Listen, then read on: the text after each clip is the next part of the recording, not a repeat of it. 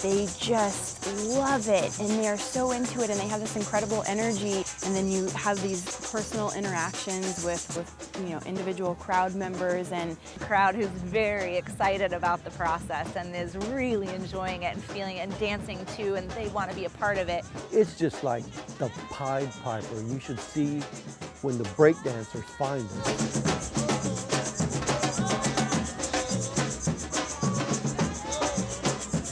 You can just watch the sort of spark happen in them, and they get super excited, and they'll start following us, and we'll have people that will follow us for like 2 or 3 hours, and they'll dance with other people, and I love watching that. Jacare started. Jacare, Uncle Alligator, retired OB-GYN who has a passion for Brazilian music and samba and brought it to us. A samba school is an orchestra of drums, a drum line, a school, you know, like a high school drum line. It's an orchestra. If you just look at the drums, it's an orchestra just like any other. It's got drums of different timbres, you know, from bass all the way up to the real high ones, and they play different parts, and they fit together.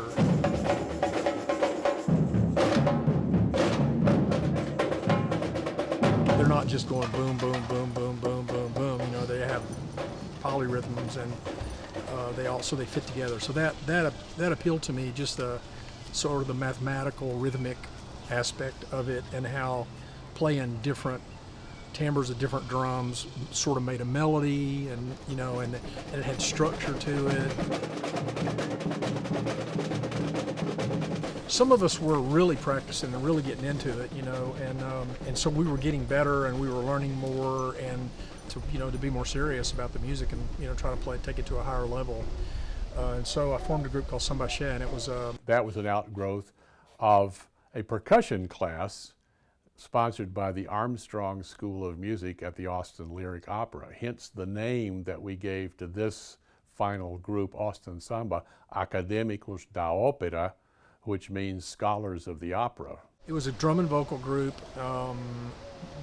We had between 8 and 10 members, just drum and vocals, and we mostly did the music of Bahia, of northeastern Brazil. It was a samba group, and it was a bunch of really good musicians. They were very, very good drummers, and they could just step in to any role with any drum and and do well. I went to Rio, and that's where I really, found the thing that appealed to me the most, which was samba. And the way the samba schools worked, the way they fit together, the community aspects of the samba school. It's not about making money.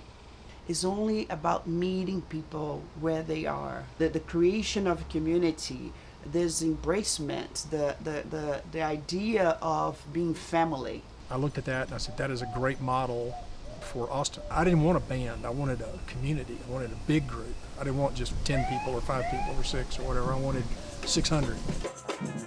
That would produce a solid sound, that would produce the kind of impact that you get on the streets of Rio when a group like that is playing. The basic motto was everybody's welcome all the time, just centered around the drumming. It took me a long time to figure out how to do it, how to start a community like a samba school, because I had instruments for 10 people, but I didn't have instruments for 40. And I didn't even know where to start. I didn't have a place. Of course, that was the other fact of life, is we had to look around and find places to rehearse. It wasn't always the same place. The Austin Lyric Opera had a community music school off to the side, and talked to Margaret Perrier for 5 minutes, and she said, let's do this, I want to do it. And so I started teaching classes at Austin Lyric Opera, of all places. The Armstrong School gave me a budget to go to Brazil and buy drums, because I was going anyway. And I asked them, if I could buy some drums for the project and that sort of stuff.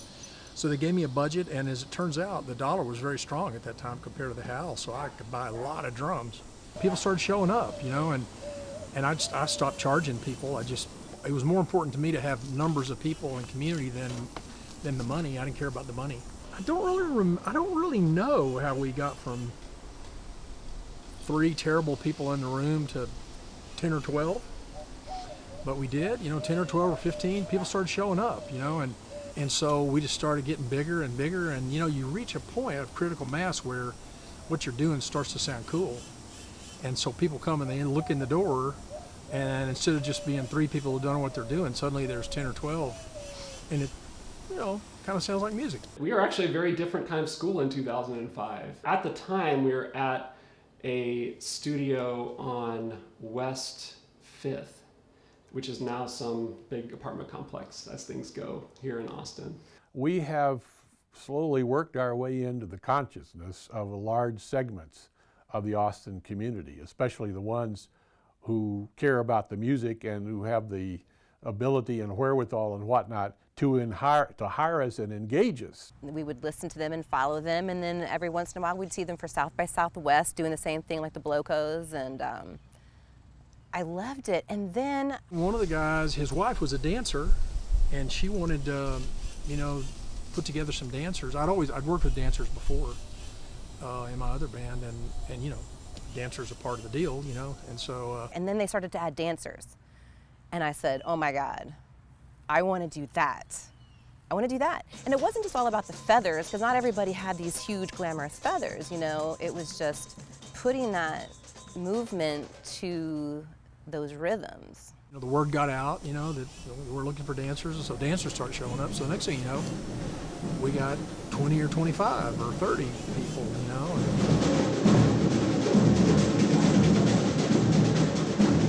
Since we are a community of volunteers, none of us is getting paid individually. From our executive director, T.O. Jacare, all the way down, none of us gets paid. We donate our time and energy, but of course it does take some money to run a machine like this, so where in the world does the money come from? We start doing some little parades, we start doing some shows and making a little money, and I decided from the get-go that it was not going to be a gigging band. It wasn't going to be a band that made money and gave the money. We'd put the money in the till, and we'd buy instruments, we'd buy education, we'd have people come and teach us how to play. And if we had to pay rent, we could pay rent out of the money. Just basically use the money to support the community. All the money belonged to everybody, and none of the money belonged to one person, including not me. I set it up from the get-go so that we would never fight over money.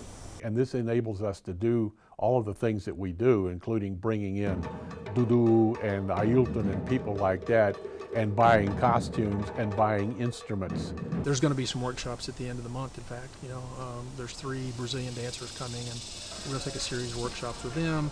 There's another guy coming from France. He's Brazilian, but he's going to be here visiting his daughter. He'll give us a workshop. We've got some drumming workshops in September, October.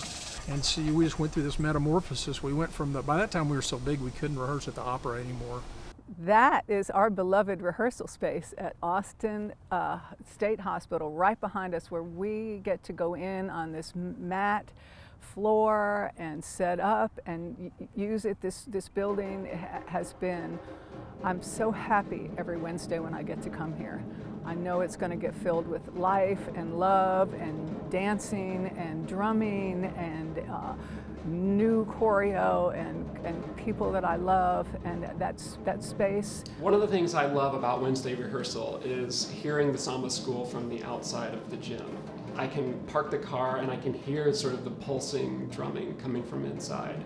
And that is just like, irresistible. Rehearsals at Austin Samba are epic. It is monstrous. It is like stepping into the heart of a jet plane. This sounds very trite, but it's like, a moth being drawn to a flame. It's just like this sort of pulsing sound, and it draws me in. It feels good to be there. The first time I showed up for a rehearsal, I think there must have been 40 or 50 drummers. I thought my eardrums were gonna explode.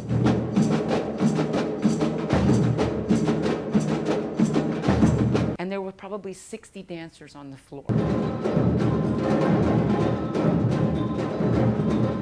I had never been in the middle of anything like that. I had no idea what was going on because I've never played samba. I love it. I know what it is. I've been to Brazil. I can dance samba. I basically just sat there with my eyes like this the whole time, and everybody's going, you'll be fine. You'll be fine. And of course, Jacare was like, you'll be fine. And I'm thinking, I have no idea what's going on, but this is awesome. The largest samba group here in Austin is Austin Samba.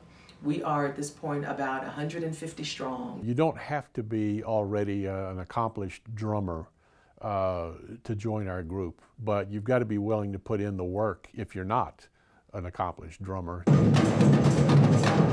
Master whatever you decide to work on, whether it's a caixa, the snare drum, or the repenique, or the tambourine, or whatever it is, or surdo, whatever it is you want to work on. This is not a drum circle, you know. This is a serious music, serious game. So we start off with a class of newbies in June. They get about an hour every week, you know, learning basic patterns for samba.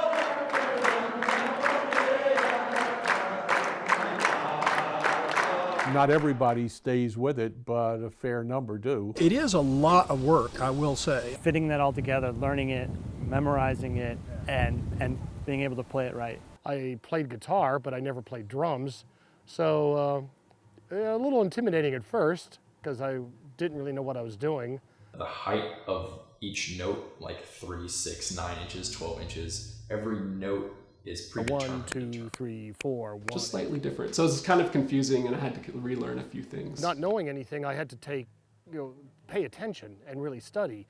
But it's more than just watching someone do it. You have to develop the technique, you know, the muscle memory. When I first started, some of it was just observation and copying. You know, I would stand next to somebody who was playing the same drum as me, and I would do what they would do.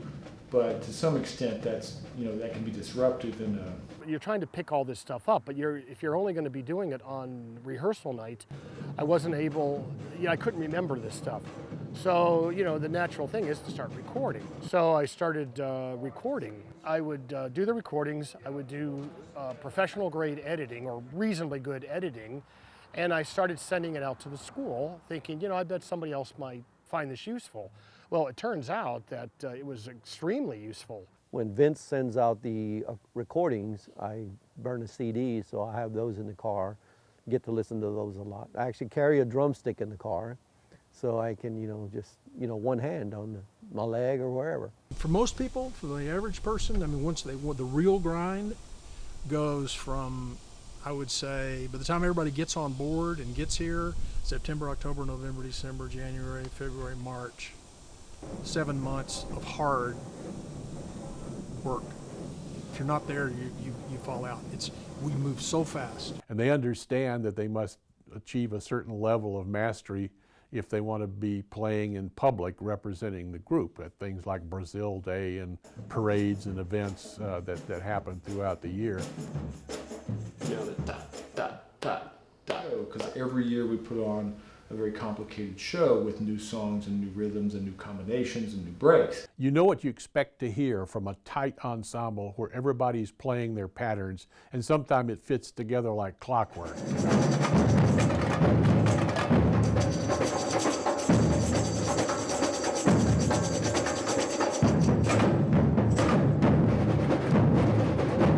And when somebody's off or something's wrong, it sticks out. We charge for professional appearances, and we can't go do those with people who can't fundamentally, you know, keep rhythm, or, you know, who will be, you know, sort of unable to learn the new material. So there are people who don't make it.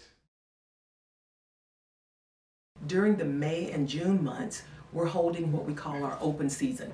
From a drummer standpoint, as well as from a dancer standpoint, we have open season, and I've heard us call it boot camp. We had a lot of pressure. I mean, we have such a fantastic dance leader, Imani, and she expects us to do amazing things. So there was a lot of pressure to perform to the level that we were expected to and that we worked towards. So just any normal performance jitters. The dancers have very complex routines to learn and much harder than what the drummers have to learn. So, I mean, and that's why they, rehearse so much. I mean, we have it easy by comparison. Imani, who is a seasoned dancer, she makes it look so easy. She makes it look effortless, and she just does it, and it's beautiful. And then you go in and you try to do it, and it takes a lot of work. When the season gets going and you're learning choreography at a accelerated rate, like you're all of a sudden going from 1 day a week to having fun to 4 or 5 days a week, 3-hour practices, and it's hardcore. Then you're dancing at home in between those times, and you're constantly listening to the music, and all your friends are just all of a sudden everybody from Samba school. Like all the outside people kind of drift away between, like October and February. You start to see less and less of them.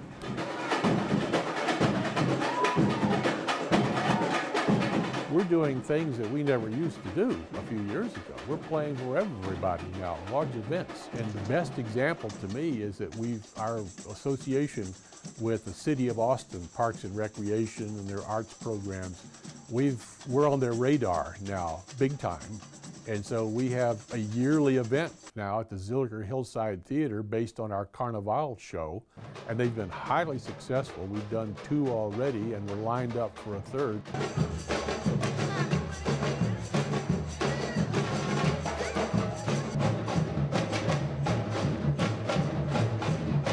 And then we had a very successful outing at the stateside at the Paramount, the State Theater next to the Paramount.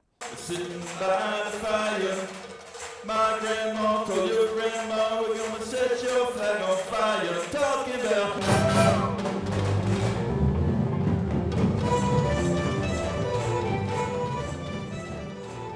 At the end of every summer in California, there's a thing called California Brazil Camp. It's out in the Redwoods, north of San Francisco, in the Russian River area, a little town called Casadero.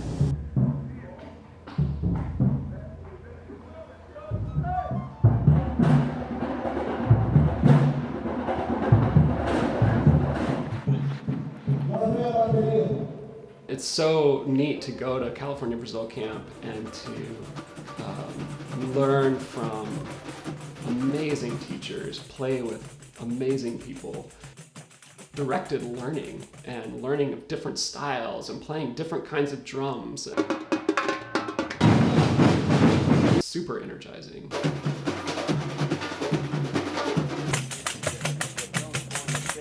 A 40-year-old person going to band camp and playing music all day long. So many different opportunities to play music, eating amazing food in the Redwood Forest in California with all of these wonderful people from all over the world, from all over the U.S. Which is one reason why I'm here at Brazil Camp. This place will definitely up your ante a lot. You're amongst, an entire community of like-minded musicians, and you're really here to up your game. So there's about 6 sessions of an hour and a half each, taught by master musicians and teachers, mostly from Brazil. And so you just have this amazing opportunity to study with these masters at very, very high level. And so I just went crazy yesterday and went to all sessions. The first one was at 9:30 in the morning, and the last was 8 to 9 at night. And I was just wiped out at the end, just so tired. Now this camp is popularized in the world. It's coming people from everywhere. China, Japan, Philippines, Brazil, all the teachers, most of the teachers from Brazil, like myself. It's like, that's the Brazil camp. And now I'm a part of this. Because it's not only just to play, you got to get the groove. You got to get the feeling.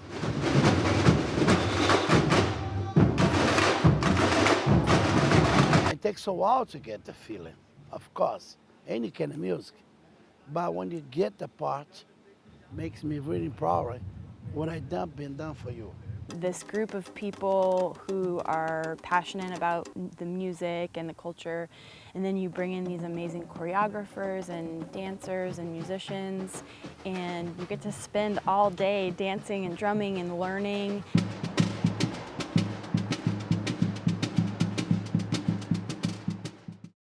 Up until last year, we always tried to be authentic as possible, just like a samba school. We would have, our show would be the same, the music was mostly samba, mostly drumming and dancing.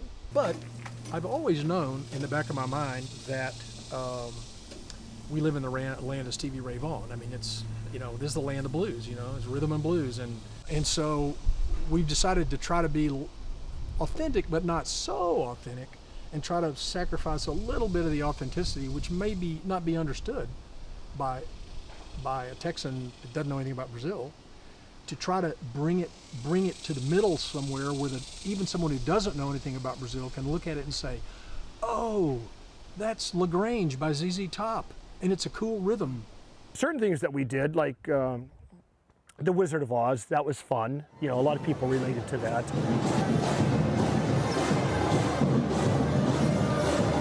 We did a New Orleans theme, which was also a lot of fun because there's a lot of similarity between New Orleans style music and Brazilian music. Is connected to New Orleans music, and how Brazilian music is connected to Cuban music, or music from Puerto Rico, or music from Ireland, or from the UK. I mean, there's just this fascinating mixture of music that has happened traditionally and with samba, whether it's sort of the military kind of marching band infused with African tribal rhythms to create this whole insane, culture, and a culture around a rhythm, or a culture around a dance. And so what we're doing this year is a mashup of the most famous carnival celebration in the world, which is Rio, with the most famous Mardi Gras celebration in the world, which is New Orleans. And so as dancers, we're starting to think about what kind of choreography will go along with that music. I'm conferring with the other dance directors of the other groups to figure out which music should your dance group dance to versus my dance group versus the other dance group. How will we transition? So we're starting in our minds to put the outline together for the show. We've really had to work this year. This is a very complex New Orleans Mardi Gras type thing that's got a lot of different music and a lot of different rhythms and cues and breaks and stuff. And we're struggling with it, but we're mastering it bit by bit.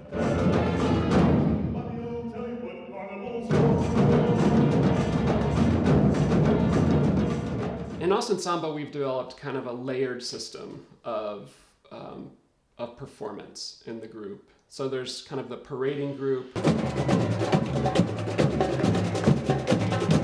There's a performance group.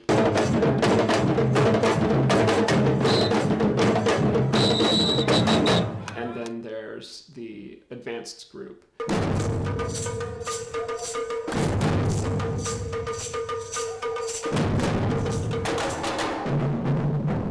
Once everyone has gone through the boot camp or the beginner's class, they're automatically part of the parading group. The other thing that we do in September is that we take a couple of rehearsals, about half of each rehearsal, a couple of times, to do auditions, to figure out who will be, if you will, the show team to represent us in the bigger and the larger shows. We go hard and we go long. The rehearsals are 2.5 hours on Wednesday nights to live drummers. The Alegria rehearses Thursday nights for over 2 hours and Sundays for 2 hours as well at this point. We never gave up the Sunday, so we've had 2 year-round this year. And we have 3 now, and we'll add another one Saturday going into the carnival. It does take a lot of time to be able to perfect your samba and to be able to make sure you're getting all the choreography. It's grueling. I mean, it is, we work so hard at what we do. Most likely going to be practicing 4 nights a week, absolutely. One of the reasons that people had to go was that they said, I love it and I would love to keep coming on Wednesdays, but I cannot do all of the extra practice that it would take to be ready for the big show. So I restructured Alegria to say, you know what, we have a show group and a parading group. When I first joined, we all just kind of worked hard and did it, and so I kind of got grandfathered in for the first few years. And then when they started auditioning, I realized that's going to take the joy out of it. I think I could do it. I think I could work up to the level, you know, I was at a pretty good level performance, but I didn't want to have that, as that would take some of the joy for me. So I'm now officially part of the parading Alegria, which has no pressure at all. I was just so heartbroken that I had been rejected from the Pasista wing and the Beija Flor wing the previous year, that I decided I was not going to dance, or I was not going to audition anymore, because it's so stressful, so competitive, elitist, and it took the joy out of the dance for me. It feels like when you're in the thick of it, like, I just want to yell at somebody. I just want to yell at somebody. You get to the point where, am I going to make this? Am I not going to make this? And to hear no, it's heartbreaking. For some reason that happens every year, like, oh my gosh, it's January already. And then we feel like, all right, step up the level of intensity, we have a lot to do, not much time. So January is really nose to the grindstone, and we're really finalizing the elements of the show. I come in with an idea, I get people to play it, I go back, stand back and listen to it, listen to the recording, and then I'll tweak it. You know, I'll say, well, let's have this one do this and this one do this, and add 16 bars to the form. Go back to the, and so you tweak it to what the sounds that you have available. Once you have the fabric and the rhythm and make it's sounding like you want it to, then you start developing an intro, you know, a bridge, an outro, and then you fit it to the music. I'm watching the dancers all the time because they are a direct visual, physical manifestation of what we're playing in the bateria. I mean, it should be. That's the way it should be. That's what samba dancing is a reflection of those rhythms coming out of those drums.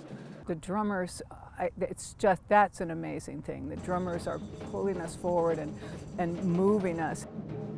The combination of the dance and the drum is critical. It's like a relationship that we're having with each other. We need each other and we feed off of each other. When the dancers aren't there, it feels empty. When the dancers are there, it feels like you're playing for a purpose. You need the beat. You need the song. That's what the drums are about.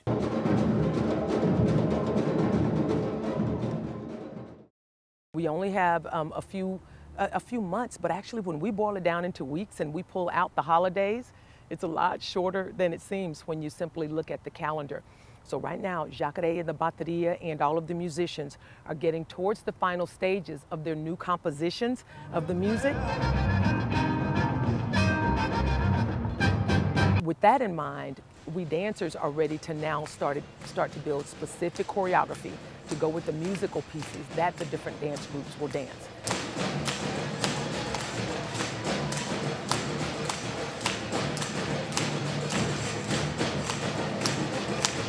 So we've already talked about which rhythms, Brazilian rhythms, which songs will be done. And then as we think about those songs and the rhythm matchup, that kind of defines which dance group might take the lead on doing that dance because of the Brazilian dance style.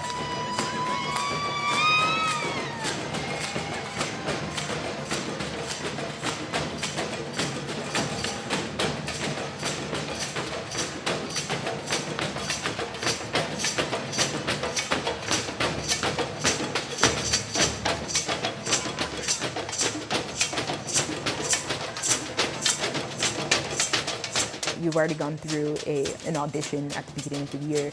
You've gone to rehearsals and you've had to prove yourself at rehearsals to make sure you can actually get to the show. The main thing going through my head is just making sure, like, just not letting this be the one day that I mess up.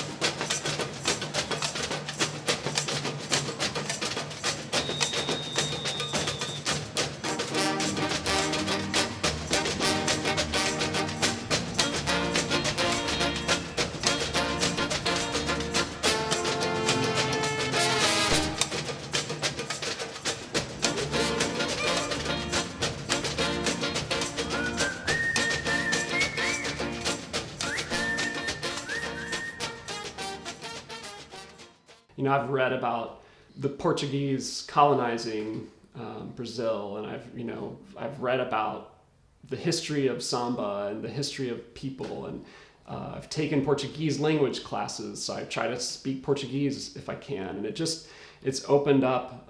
It's much more than just a rhythm. I know how important community is. I maybe started to forget it for a minute. We put a lot of love and time into it, and so we hope that when people see it, they can sense and experience all of the heart energy that we've put in all along the way. Playing in this ensemble has been really fulfilling. It's a testament to Jacare and his devotion to an ideal, which I think he's close to realizing now. I have hopes that, you know, when I step aside, or when I die, or, you know, I can't remember anything anymore, that you know, there'll be somebody that'll take over and the community will keep going. We don't talk in Austin Samba, but we play together. And everyone is welcome, and everyone is given a voice inside of that ensemble, regardless of your race or ethnicity or mother tongue. I sometimes have this little fantasy, but don't tell Jacare, that I'll take a season off from drumming and I'll be in the dance group. He would be devastated.